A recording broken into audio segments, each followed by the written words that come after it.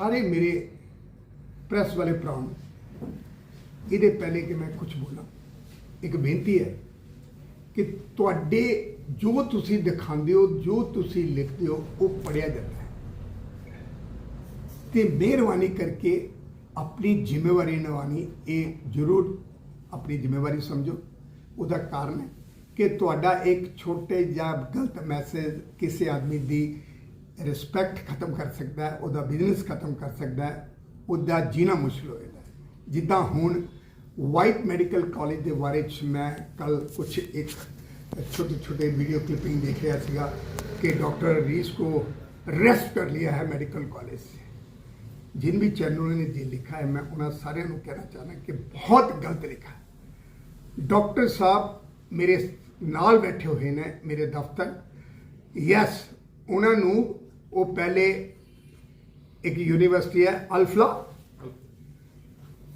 दिल्ली विच, उत्थे काम किया उन्होंने, और इत्थे 2.5-3 साल तो मेरे को काम कर रहे हैं। One of the best surgeon, कम से कम मेरे ख्याल 500 ऑपरेशन किया होना। उधर की डिटेल जो चाहिए तो मेरे तो ले लो, पिछले 2-2.5 साल तो सारे ने एक भी कदे कोई केस खराब नहीं होया।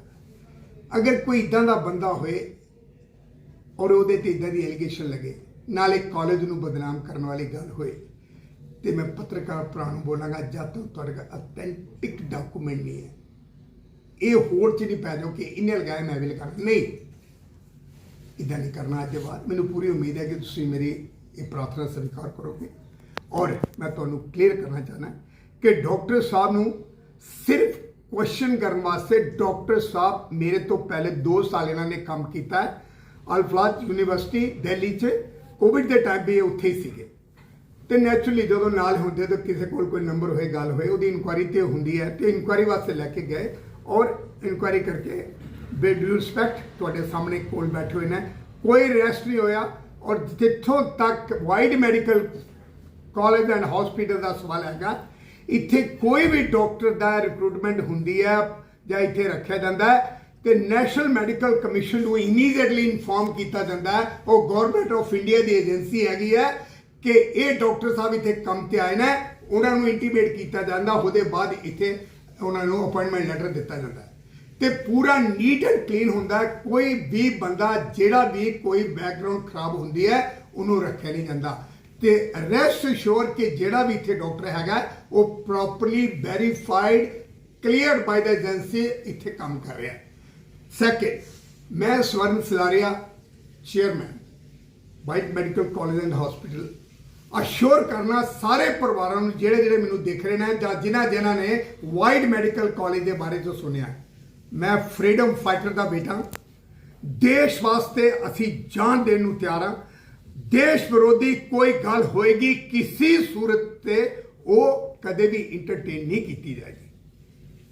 तो मैं यकीन नाल कहना कि मेरे नाल डॉक्टर रीस बैठा होया है, वन ऑफ द मोस्ट सिंसीयर ईमानदार वर्कर। मैं एक डॉक्टर प्रोफैशन मैनू मिलिया। आई प्रे ऑलमाइटी कि इन्हों साडी सेवा में इदा ही कंटिन्यू रखन। पत्रकार भरा दोस्तों सारे एक बार हाथ जोड़ के बेनती है कि कोई गलत खबर ना लगाना, क्योंकि वो हर्ट करती है, रेपुटेशन खराब होती है कॉलेज की भी, डॉक्टरों की भी, और तुहानू भी चंगा नहीं लगेगा जो तुहाडी कोई गलत खबर तुसीं लगाई होती है।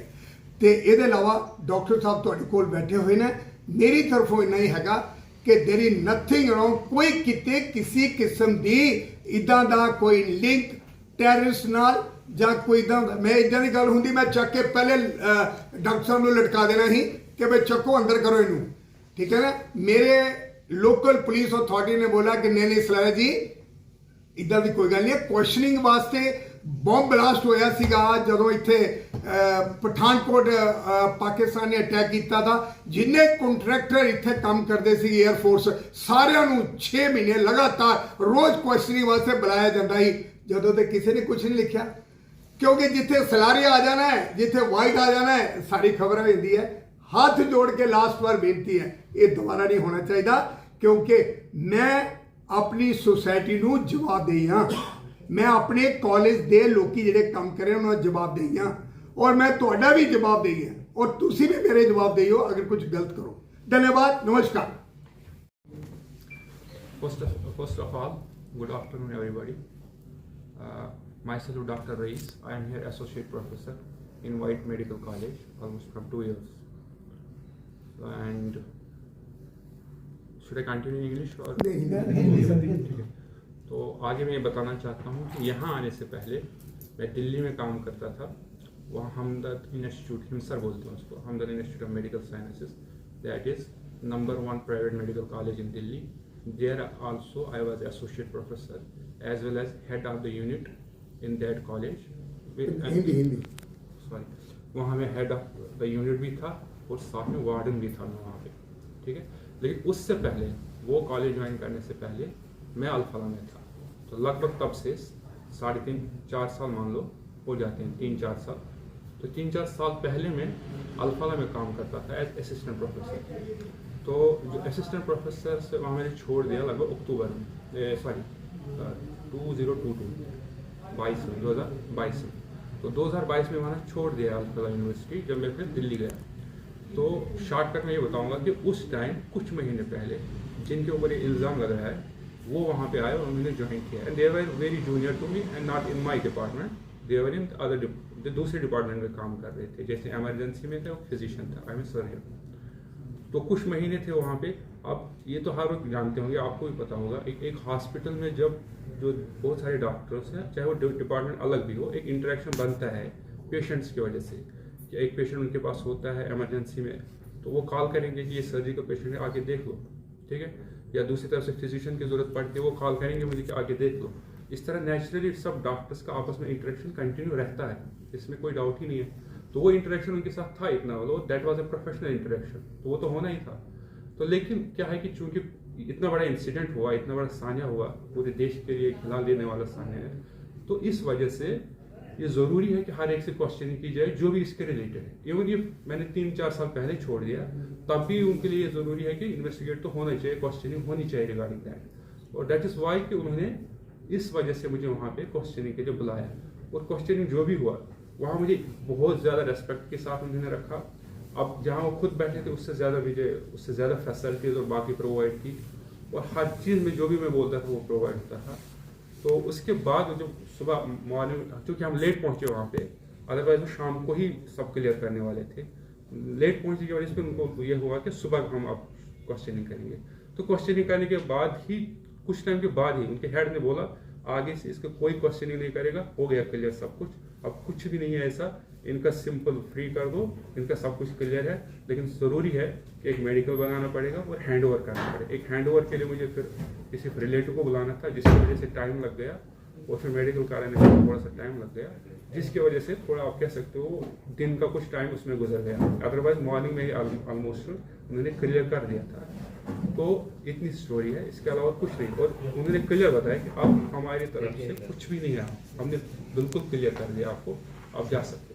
डॉक्टर साहब, आपने सिर्फ वहाँ पे ज्वाइन करा था जहाँ एक समय पे आपने ड्यूटी करी थी, यही एक क्वेश्चनिंग थी, मतलब इन बिटवीन उसके बाद आपका कोई रास्ता नहीं रहा, कोई कॉलिंग वगैरह हुई हो किसी के साथ? उनके साथ कोई इंटरेक्शन कभी उसके बाद पोस्ट लिविंग द अल्फा लेने के बाद ऐसे कोई इंटरेक्शन मुझे किसी व्हाट्सएप चैट पे कभी कुछ नहीं हुआ, ऐसे मैसेज कभी नहीं हुआ, कभी मैं उनसे मिला नहीं हूँ। वो यही चाहते थे, क्वेश्चन ये थी क्या उसके बाद कभी आप मिले हो कहीं पे आउटसाइड या कश्मीर में कभी मिले हो, या वो कभी और जगह आप दिल्ली में था ना उस टाइम के लिए, वहाँ कभी आए हो आपके पास मिलने के लिए। और ऐसा बिल्कुल भी कोई कांटेक्ट नहीं कि मैं इनके साथ कभी मिला हूँ, या कभी हमारे कोई आउटसाइड कोई मुलाकात हुई, या कोई और मैसेजेस के जरिए आपस में कोई कांटेक्ट हुआ, कुछ भी नहीं हुआ था। सर ऐसा लगता है कि जैसे डाउट्स क्लियर करने के लिए आपको बुलाया गया था।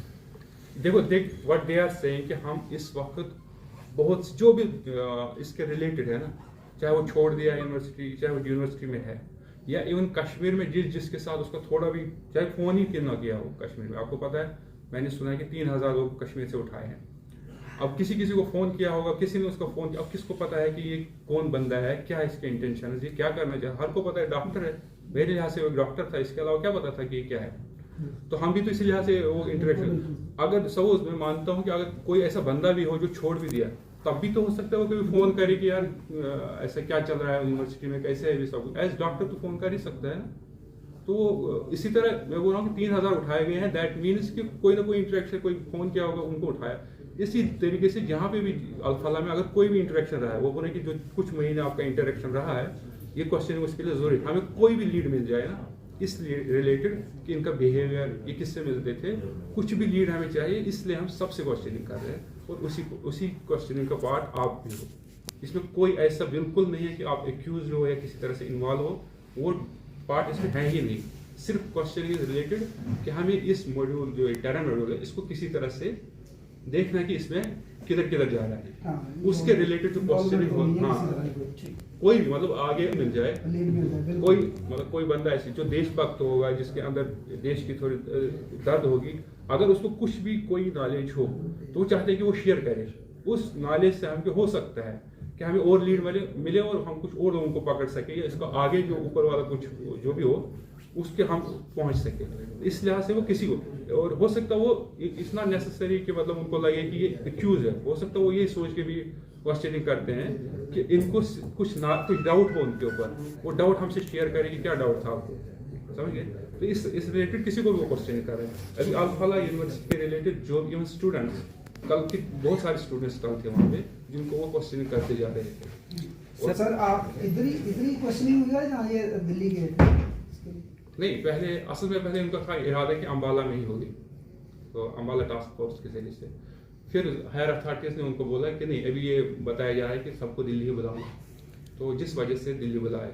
और वही वजह ये भी हुआ कि अम्बाला जाने के वजह से ये था, जो मुझे ले गए यहाँ से, दे वर वेरी मच रेस्पेक्टफुल। उन्होंने बोला हम 12 बजे से यहाँ वेट करें रात के, लेकिन हम आपके घर नहीं गए। या ऐसा नहीं था कि आप एक्यूज हो हम उठा के ले जाएं आपको। हमने सुबह भी तब तक वेट किया जब तक आप ओपीडी में नहीं आए। जब आप ओपीडी में आए, आप बैठ गए, तब हम सिविलियन क्लोथ्स में आ गए, इसलिए कि किसी को शक न हो जाए कि हम इसको कुछ ले रहे हैं। लेकिन वहाँ एक ही गड़बड़ हो गया, वो ये कि उन्होंने बोला कि हमें 3-4 घंटे लगेंगे, 4 घंटे में आपको खुद ही हम वापस लाएंगे, आपके सीनियर से, आप हमारे सीनियर से आपको बात करनी है, बस इतना ही है। और आपको हम पूरा विश्वास दे रहे हैं कि आप 4 घंटे या 5 घंटे में यहाँ फिर से होंगे। इसलिए मुझे उन्होंने बोला इसलिए अच्छा नहीं कि आप किसी को यहाँ बताओ, मतलब फैमिली को फ़ोन करो, वाइफ को फ़ोन करो। अगर आप करोगे सब घबरा जाएंगे, पैनिक हो जाएंगे। जब आ ही रहे तो कुछ नहीं पता चलेगा, आप लगेंगे सारे हॉस्पिटल में काम कर रहे हैं, ड्यूटी चल रही है, तो 5 बजे 4 बजे आप घर जाते हो, उससे पहले आप आ जाओगे। लेकिन रास्ते में फिर सीनियर ऑफिसर्स ने उनको बताया कि देखो सबको दिल्ली बुलाया जा रहा है, इसलिए इनको अम्बाला से फिर दिल्ली ले आओ। जब वो दिल्ली का प्लान हुआ ना, तो फिर थोड़ा उसमें ये हो गया कि यहाँ पैनिक हो गए, क्योंकि अब तो पता था नाइट लगना था।